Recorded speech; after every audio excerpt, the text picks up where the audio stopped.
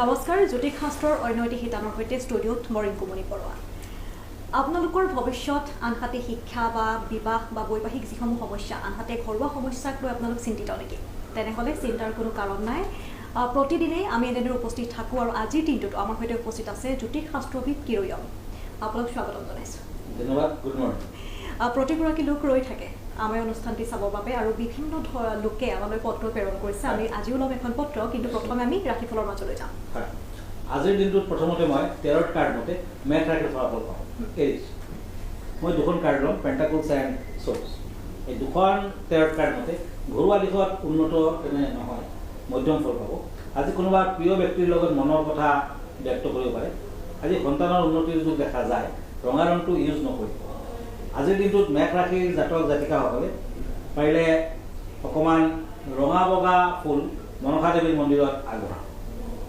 বৃষ ৰাশি তৰা চ'ৰ্চ এণ্ড পেণ্টাকলছ এই দুখন কাৰ্ড মতে কৰ্মৰ ক্ষেত্ৰত শুভ ফল প্ৰমোচন আদিৰ কাৰকতা আজি ৰাহু মংগল কিছু অশুভকাৰক গতিকে সম্ৰাট থাকিব যাত্ৰা কৰিলে সাৱধানে আগবাঢ়ক বিদ্যাৰ্থীসকলৰ বাবে শুভ ফল দেখা যায় পুৱা ভাগত মন্দিৰ দৰ্শন কৰিব পাৰে মাটি ৰংটো ইউজ নকৰিব এতিয়া হওক মিথুন ৰাশি Gemini source and page of source এই দুখন কাৰ্ড মতে বিদ্যাৰ্থীসকলৰ বাবে আজি মধ্যম ফল চেষ্টা কৰিব লাগিব নতুন কোনো অচিনাকি ব্যক্তিৰ লগত যোগাযোগ কৰি আজি কামবোৰ কৰিব পাৰে আগবাঢ়িব পাৰে শৰীৰৰ দিশত কিছু চিন্তা থাকিব যত্ন ল'ব লাগিব বেগুনীয়া আৰু নীলা ৰংটো আজি ইউজ নকৰাই ভাল হ'ব মিথুন ৰাশিৰ জাতক জাতিকাসকলে আজি পাৰিলে ৰঙা বৰ্ণৰ সূতা এডাল সোঁ হাতত মেৰাই ল'ব আৰু যাত্ৰা কৰক ভাল হ'ব এতিয়া কৰ্কট ৰাশি ওৱান্স এণ্ড চ'ৰ্চ এই দুখন কাৰ্ড মতে শাৰীৰিক দিশত আজি মধ্যম ফল যত্ন ল'ব লাগিব আপোনাৰ কামবোৰ কৰিলে বিভিন্ন ব্যক্তিয়ে আপোনাক সন্মান কৰিব অলপ সাৱধান অৱশ্যে হ'ব লাগিব ভাল ফল নিশ্চয় পাব মাটি আৰু আকাশী ৰংটো আজি ইউজ নকৰিব কৰ্কট ৰাশিৰ জাতক জাতিকাসকলে আজি পুৱা গধূলি নিৰ্বাত কৰি ঘৰখনত আৰতি কৰক সন্ধ্যা আৰতি কৰক ভাল হ'ব ঠিক আছে আমি ৰাশিৰ মাজলৈ যাম যিহেতু এটা ৰাশিৰ আপুনি কৈছিল যে এডাল ৰঙা ৰছী পিন্ধিবৰ বাবে হাতত আজি দিনটোৰ বাবে পিন্ধিব পিছত খুলি পেলাব আজিৰ প্ৰতিকাৰখিনি আজি ৰাখিব যেনেকুৱা তেনেকুৱা আজিৰ প্ৰতিকাৰ খুলি পেলোৱাৰ পাছত একো কৰিব ৰাখিব আপত্তি নাই কাৰণ সেইটা হৈছে হনুমানৰ প্ৰতীক হিচাপে সোঁ হাতত বন্ধা হয় ৰাখিব একো আপত্তি নাই আজিৰ দিনটোৰ কাৰণে ৰাখিব ঠিক আছে আমি এখন পত্ৰ লৈ লওঁ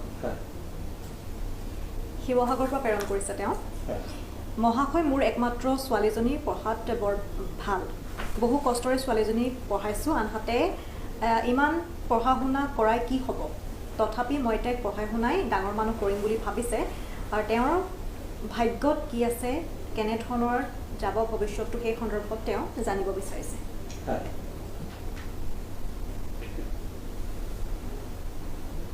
কথাত কয় আজি ভিকাৰিনী কাইলৈ পাটৰাণী গতিকে আজি যোনে ভিকাৰী হৈ আছে কাইলৈ কিন্তু ৰজাৰাণী হৈ যাব পাৰে ভাগ্য যদি আপোনাৰ সুপ্ৰসন্ন হয় ভাগ্যদেৱী যদি আপোনাৰ ফালে চায় তেতিয়া কিন্তু তেনেকুৱা জেগাত যোৱাত কোনো আপত্তি নাই আপুনি অট'মেটিকলি গুচি আহে আৰু সৰুৰে পৰা যদি কষ্ট কৰে বিদ্যালয়ত যিমান পৃথিৱীত যি বস্তু নাথাকক কিয় জ্ঞান অৰ্জনৰ ওপৰত একোৱে নাই সৰস্বতী দেৱীৰ আৰাধনা কৰিলে জ্ঞান অৰ্জন হ'ব আৰু য'ত সৰস্বতী তাতে লক্ষ্মী গতিকে জ্ঞান অৰ্জন কৰিব পাৰিলে বিদ্যালয়ত কৰিব পাৰিলে পিছলৈ কিন্তু টকা পইচা হাতলৈ আহিব লক্ষ্মী দেৱী সুপ্ৰসন্ন হ'ব গতিকে বিদ্যালয়ৰ ক্ষেত্ৰত ছোৱালীজনী চিন্তা কৰক আৰু তাইৰ পঢ়া শুনাটো মই ভালেই দেখিছোঁ ভালেই হ'ব তাইৰ ফিউচাৰত চাকৰি বাকৰিৰ যোগো আছে কেৱল আৰু দুবছৰমান পাছত তাইৰ বৃহস্পতি গ্ৰহটো অকণমান দুৰ্বল হৈ থাকিব পাৰে তেতিয়া এটা ফোকাছ পিন্ধাই দিব এতিয়া নালাগে আফটাৰ 2 ইয়াৰ্ছ তাইক এটা ফোকাছ বনাব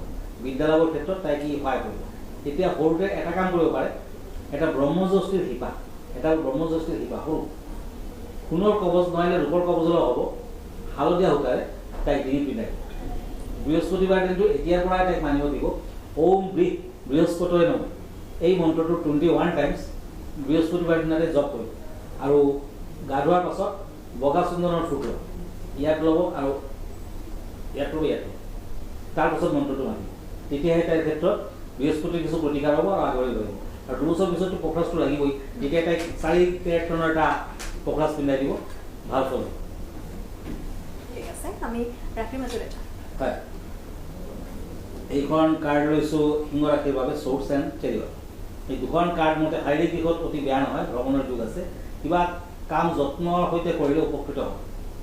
প্ৰেমৰ দিশত মধ্যম ফল, আজি বগা কলা ৰং ইউজ নকৰিবা। এতিয়া আহিছোঁ কন্যা ৰাশি, সোৰ্স এণ্ড ওৱান্স। এই দুখন কাৰ্ড মতে বন্ধুত্বৰ ক্ষেত্ৰত ভাল ফল দেখা যায়, উপকৃত হ'ব পাৰে। আকস্মিকভাৱে প্ৰিয়জনৰ সংযোগ লাভ, যদিও বেছি উন্নত দিন নহয়, শৰীৰৰ প্ৰতি লক্ষ্য ৰাখক। হালধীয়া কালাৰটো ইউজ নকৰিব, তাৰমানে ইয়েল' কালাৰটো আজি এভইড কৰিব লাগিব। আজি ঘৰখনৰ পৰা যেতিয়া ওলাব তেতিয়া ৰঙা বৰ্ণৰ চন্দন আৰু বগা বৰ্ণৰ চন্দনৰ ফুট লগাওক আৰু উৰাক, ভাল হ'ব। এতিয়া আহিছোঁ তুলা ৰাশি, লিব্ৰা, সোৰ্স এণ্ড সোৰ্স। এই দুখন কাৰ্ড মতে দাম্পত্য জীৱন ইমান ভাল নহয়, প্ৰেমতো একেই যুগ দেখা যায়। অচিনাকি লোকৰ ওপৰত বিশ্বাস নাৰাখিব, কৰ্মজীৱনত কষ্ট কৰিব লাগিব। বন্ধুত্বৰ দিশত ভাল যুগ দেখা যায়, আজি কিছু সহায় সহানুভূতি পাব। বিদ্যাৰ্থীসকলৰ কাৰণে মধ্যম ফল, আজি মাটিয়া ৰংটো ইউজ নকৰিব। তুলা ৰাশিৰ জাতক জাতিকাসকলে আজি শনি মন্দিৰত কলা বগা তিল দক্ষিণামূৰ্তি দান কৰা। ধন্যবাদ। এতিয়া আহিছোঁ বৃশ্চিক ৰাশি, স্কৰ্পিঅ, সোৰ্স এণ্ড কাপছ। এই দুখন কাৰ্ড মতে দাম্পত্য জীৱনত আৰু প্ৰেমৰ দিশত শুভ ফল, আজি কিছু ব্যক্তিগত উদ্দেশ্যত উন্নতি পাব। শাৰীৰিক দিশত মধ্যম ফল, মূৰৰ দিশত আবেলি ভাগত কিছু কষ্ট। আজি অৰেঞ্জ কালাৰ ইউজ নকৰিব। আজিৰ দিনটো পাৰিলে মাটিমাহৰ নৈবদ্য নৱগ্ৰহ মন্দিৰত আগবঢ়াওক। ঠিক আছে, আমি এতিয়া বিষয়ৰ মাজলৈ যাওঁ। হয়। আজি কেনেধৰণৰ বিষয়ৰ সৈতে কথা পাতিম? আজিৰ বিষয়, আজিৰ টপিকছ হ'ল ফাৰ্মাচী। হাতখনৰ বিষয়ে আজি কিছুমান কথা কম। এইখন হৈছে এজনৰ পাম, হিউমেন পাম। গতিকে এই বস্তুটো চাব, মানে ইয়াতে কেইবাডাল ৰেখা আছে। এটা হৈছে ভাগ্য ৰেখা, এটা হৈছে হেডলাইন, মস্তক ৰেখা। হাৰ্টলাইন দুডাল ৰেখা হৈ আছে। হাৰ্টলাইন আপুনি মন কৰিব, ব্যক্তিৰ মণিবন্ধত যদি এনেকুৱা কিছুমান লাইন থাকে, এই লাইনবিলাক কিন্তু সেই পাৰ্চনৰ এজ বুজায়, মানে কিমানখিনি জীয়াই থাকিব পাৰে ইয়াৰ পৰা গণনা কৰা হয়। ইফালৰ পৰা এটা লাইন আহে, ইয়াতে দিয়া হোৱা নাই, সেই লাইনডাল হৈছে আয়ুস ৰেখা। সেইটো মেইন লাইন আয়ুসৰ ক্ষেত্ৰত। আগৰ দিনত, এতিয়াও কিছুমান ক্ষেত্ৰত আয়ুস ৰেখা যদি ব্ৰকেন থাকে, নতুবা ইয়াতে চাব ব্ৰকেন আছে, তেতিয়া কিন্তু হাৰ্ট লাইনডাল ৰখাই লোৱা হয়। মানুহজন কিমান দিন জীয়াই থাকিব, বা কিবা বেয়া ধৰণৰ বেমাৰ আজাৰ বিপদ আপদ আছেনে নাই, কিবা দুৰ্ঘটনা কিবা আছেনে নাই। এই কিবা এটা লাইন দেখা পাইছে, এইবিলাক হ'ল marriage line, extra marital affairs দেখুৱাইছে। তাৰমানে মেৰেজ লাইনৰ ওপৰত যদি আইলেণ্ড থাকে, তেতিয়া এক্সট্ৰা মেৰিটেল এফেয়াৰ্ছ, আৰু এজনৰ লগত লাভ এফেয়াৰ্ছ থাকিলেও আনজনৰ লগত বা একাধিকজনৰ লগত তেনেকুৱা এফেয়াৰ্ছ আহিব পাৰে। যদি আপোনাৰ ইয়াতে বিবাহ ৰেখাডালৰ ওপৰত কিবা আইলেণ্ড থাকে, আৰু ইভেন আইলেণ্ডৰ লগত যদি এডাল লাইন ব্ৰকেন থাকে, ব্ৰেক কৰা থাকে, তেতিয়া কিন্তু ডিভোৰ্চলৈ যাব পাৰে আফটাৰ মেৰিজ।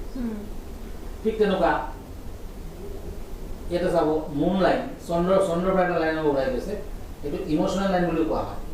যদি মুন লাইনটো বহুত দূৰলৈ ওলাই যায়, বহুত বেছিকৈ থাকে, তেতিয়া মানুহজন যথেষ্ট ইম'চনেল হ'ব। যদি মুন লাইনডাল বিবাহ ৰেখা টাচ কৰে, বিয়া বাৰুৰ লাইনডাল টাচ কৰে, তেতিয়া কিন্তু ইম'চনেল ব্ৰেকআপ হ'ব পাৰে। ঠিক তেনেকুৱা ইয়াতে চাব ইম'চনেল লাভ মেৰেজ। যদি বৃহস্পতিৰ মাউণ্টত ক্ৰছৰ লগত দুডাল আইলেণ্ড থাকে, দ্বীপ চাইড থাকে, দুডাল আইলেণ্ড থাকে, তেতিয়া কিন্তু সেই মানুহজনৰ ইম'চনেল হঠাৎ আগৰ পৰা নজনা বা লাভ এফেয়াৰ্ছ নাছিল, তেনেকুৱা জেগাতো কিন্তু মেৰেজ হৈ যাব পাৰে, ইম'চনেল মেৰেজ হৈ যাব পাৰে। লগতে এই দুটা আইলেণ্ড কিন্তু মাংগলিকো বুজায়। এনেকুৱা জেগাত যদি বেছি ক্ৰছ থাকে, বেছি জাল থাকে, এনেকুৱা আইলেণ্ড থাকে আদি, তেতিয়া কিন্তু মাংগলিকটো জানে, পুষ্টিগুণত মাংগলিকটোত থাকিলে কিন্তু আনজনৰ মৃত্যুলৈ হ'ব পাৰে, অপজিট ছেক্সত মৃত্যুলৈ হ'ব পাৰে, নতুবা ডিভোৰ্চৰ চান্সটো বেছি। গতিকে হাতখনতো যদি মাংগলিকটো থাকে, আগতে মাংগলিক দোষত প্ৰতিকাৰ কৰি ল'ব, তাৰ পাছত বিয়াখন কৰা ভাল, নতুবা কিন্তু অশান্তিকাৰক মেৰিট লাগিব। ধন্যবাদ। ঠিক আছে, আৰু সকলোৱে নিশ্চয়কৈ খুব ভাল পাইছে এই বিষয়টো, কাৰণ হস্তৰেখাৰ ওপৰত সকলোৱে জানিব বিচাৰে, বা বহু লোক জ্যোতিষীৰ ওচৰলৈ হওক বা বিভিন্নজন লোকৰ ওচৰলৈ যায়। আমি পৰৱৰ্তী সময়ত পুনৰ কথা পাতিম এই সন্দৰ্ভত। আমি ৰাশিফলৰ মাজলৈ যাওঁ। হয়, এতিয়া গৈছোঁ মই ধনু ৰাশিলৈ, পেণ্টাকলছ এণ্ড ওৱান্স। এই দুখন কাৰ্ড মতে শাৰীৰিক দিশত আজি অতি উত্তম নহয়, পেটৰ বিষ দেখা যায়। আজি বাকী দিশত মধ্যম ফল। কিছুমান সৰু সুৰা কথাত আপোনাৰ মনত অশান্তিৰ সৃষ্টি হ'ব পাৰে, মনত দৃঢ়তা ৰাখক, স্থিৰ ৰাখক, হালধীয়া কালাৰটো ইউজ নকৰক। এতিয়া আহিছোঁ মই মকৰ ৰাশিলৈ, কেপ্ৰিকন, সোৰ্স এণ্ড ওৱান্স। বিদ্যাৰ্থীসকলৰ বাবে অতি শুভ নহয়, কষ্ট কৰিব লাগিব আজি ভ্ৰমণ নকৰাই ভাল কিছু বাধা আছে তেওঁৰ ক্ষেত্ৰত সাংসাৰিক দিশত মধ্যম ফল হালধি আৰু মাটি আৱৰণটো ইউজ নকৰিব আজিৰ দিনটোত মকৰ ৰাশিৰ জাতক জাতিকাসকলে অকণমান আটপ চাউল লগতে ৰঙা বগা ফুল আৰু গাখীৰ কামাখ্যা দেৱী মন্দিৰত আগবঢ়ায় এতিয়া একুৰিয়াছ কুম্ভ ৰাশি পেণ্টাকুলছ এণ্ড ওৱান্স পঢ়া শুনাত শুভ ফল দেখা যায় আনৰ সৈতে যোগাযোগত ভাল আজি শত্ৰুৰ আশংকা বৃদ্ধি প্ৰেমৰ দিশত মধ্যম ফল গ্ৰীণ কালাৰ এভইড কৰা এতিয়া হওক মীন ৰাশি once and night of once এই দুখন কাৰ্ড মতে শাৰীৰিক দিশত মধ্যম ফল ভালদৰে চিন্তা ভাৱনা কৰি দিনটো আগবঢ়াওক কিবা কামত আজি আগবাঢ়ি লওক সাৱধানেৰে আগবাঢ়ক গেৰুৱা ৰংটো আজি ইউজ নকৰিব আজিৰ দিনটোত মীন ৰাশিৰ জাতক জাতিকাসকলে পাৰিলে মঠ মন্দিৰত অকণমান মৌ দক্ষিণাৰ সৈতে আগবঢ়াওক ধন্যবাদ ঠিক আছে ধন্যবাদ জনাইছোঁ দাদা আমি অনুষ্ঠানটি সামৰিব লাগিব সময় আমাৰ শেষ হৈ আহিছে দাদা ঠিকনাটো এবাৰ কৈ দিব আমাৰ ঠিকনা এষ্ট্ৰলজাৰ কিৰো ইয়ান Ratnakuber gems and jewellery Manipuri Basti Guwahati 7 phone নাম্বাৰটো হ'ল 9957111171 আৰু আমাৰ ইমেইল এড্ৰেছটো হ'ল kiroyanastrologer@kiroyan.com এইখিনি এষাৰ কথা কৈ ৰখা ভাল যে প্ৰতি দেওবাৰে প্ৰাগ নিউজত ৰাতি 10টা বজাত মোক ফোনটোতে আপুনি লগ পাব পাৰে আৰু আপুনি টেলিফোনত মোক সুধিব পাৰে আপোনাৰ জানিবলগীয়া কুৱেশ্যন দিম টেলিফোনতো সুধিব পাৰে ধন্যবাদ নমস্কাৰ হয় আৰু এয়া আছিল তেওঁৰ ঠিকনা আপোনালোকৰ সমস্যাসমূহ লিখি আমালৈ প্ৰেৰণ কৰিব পাৰে আমি সেইসমূহ পঢ়িম আৰু কিৰোয়ং ডাঙৰীয়াই আপোনালোকৰ সেই প্ৰশ্ন বা সমস্যাসমূহ সমাধান দিবলৈ চেষ্টা কৰি যাব আৰু ইয়াৰ লগে লগে আমাৰ এই জ্যোতিষ শাস্ত্ৰৰ আজিৰ শিতানটোৰ মাজৰ পৰা মই ৰিংকুমণি বৰাই বিদায় লৈছোঁ ধন্যবাদ